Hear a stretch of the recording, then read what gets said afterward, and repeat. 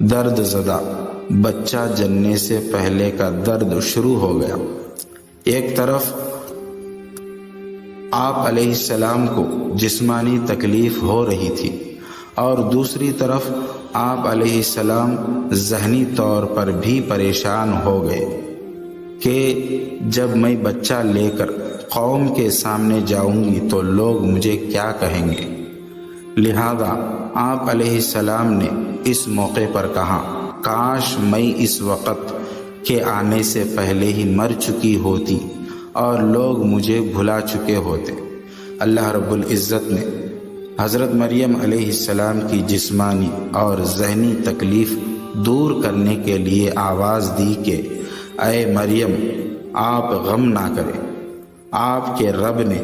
آپ کے پاؤں تلے ایک چشمہ جاری کر دیا ہے،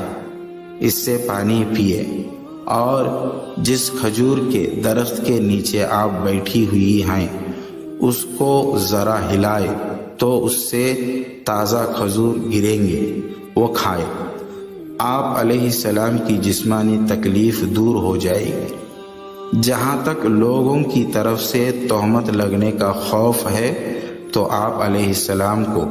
جہاں کہیں بھی انسان نظر آئے تو اس سے بات کرنے کے بجائے صرف یہ کہنا کہ میں نے رحمان اللہ تعالیٰ کے لیے خاموشی کا روزہ رکھا ہوا ہے، اس لیے اس وقت میں کسی سے بات نہیں کروں گی۔